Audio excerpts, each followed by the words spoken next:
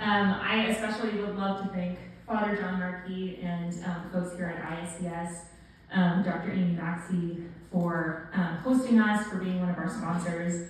And I want to shout out Megan Ritchie for putting together this launch party. She's done a lot of work, so thank you, Megan. So the idea for this play, it came to me while my husband Bruce and I were planning to set out on a series of artist residencies across the country. This was in 2019, before times. And I was planning to focus primarily on playwriting. I knew that I wanted to create something new, but I didn't know what that material was going to be. Having experienced really firsthand the lack of opportunities for female theater makers, I knew that I wanted to write a play that highlighted the experiences and the voices of women, and in particular women across a range of ages.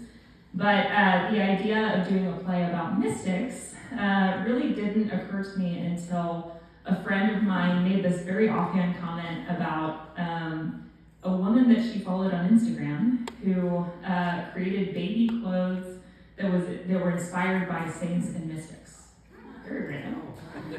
But it jogged my memory, and it kind of got me thinking about the mystics and these women that kind of were in the peripheral of my mind. I had studied Julian of Norwich back in college in one of my medieval lit classes. I was aware of Hildegard of Bingen, mostly because it was she who reintroduced the medieval church to sacred theater. And then I had actually acted in a play about St. Perpetua in high school, which is also very random. But it occurred to me at that time that the story I was seeking may actually be one that was already surrounding me. These women who really had lived on the fringes, kind of in the way that they were living on the fringes of my own mind. Women whose faith had really contributed to the spaces that I hold dear, but who really had not received any credit for this. So I decided to go for it and try to write a play about mystics. I began my research during our first residency, which was close to here. It was out in the hill country. We were spending a month at Laity Lodge, which is run by the HEB Foundation. It's a beautiful place. And I was so grateful for the chance to be in this wonderful, beautiful, nature-filled place in this deep moment of solitude, because many of the women, actually all of the women that I was writing about themselves had spent much of their lives in isolation, and it kind of felt like my experience was mirroring theirs in some way. And it really immediately became clear to me that there were two big through lines in the play. One of them was the presence of suffering that these women had experienced, and the other was their connection to those who had come before them. So obviously in 2019, I had no idea how important those two themes were going to become very shortly.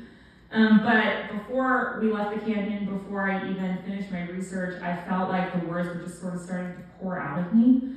And I completed it shortly after. Actually, we were here in San Antonio when I finished the play.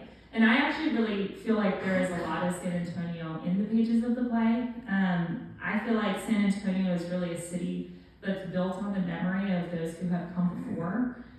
There is just a sort of a richness of legacy here in San Antonio. I spent a lot of time at Mission San Jose while I was finishing the script, and I just feel like the sort of abundant cultural depth that can be found at that place and in other places here in San Antonio is really reflected in the play. Just the idea that we are not alone, even though at times it might feel like we are, but actually we are standing on the shoulders of those who have come before us, and our descendants are going to stand on our shoulders. I would say there's perhaps never been a time when people have felt more alone and more isolated, but the core message of this play is that we are not alone. These are women who knew suffering, and yet they sang. These are women who were marginalized, and yet they loved deeply. They are women whose stories were ignored. and yet they lived with a steady courage that I just find so compelling. So just a few months after I completed the script, everything in my world was upended, as I'm sure probably was the case for you. This was the spring of 2020. And theater went dark for long enough that I did not know when this play or if this play was ever going to see the light of day. But it remained present and it remained powerful. It remained present through Zoom readings during which we had women who were trapped in their houses because of COVID, who were finding community by reading out loud the words of the Desert Mothers who themselves spent their lives in isolation. It remained present through staged readings where we had masked audiences who just really needed to hear the assurance that though suffering and darkness are strong, the hope and the assurance that these women had is stronger. And over, I have audience members and actors come up and tell me that the story of this play is the story of life.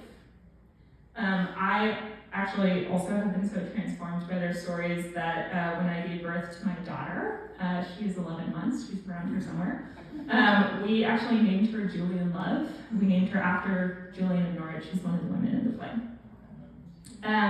So I am confident that the time to stage this play is now. I am confident that the people of San Antonio are ready to see their own experiences reflected in the lives of the women in this play, that they are ready to leave the theater empowered to step forward into whatever it is that awaits them. So I'm going to pause here and invite Dr. Amy Maxey to come up and share a few remarks. She's going to give you a little context about the women in the play and mysticism in general.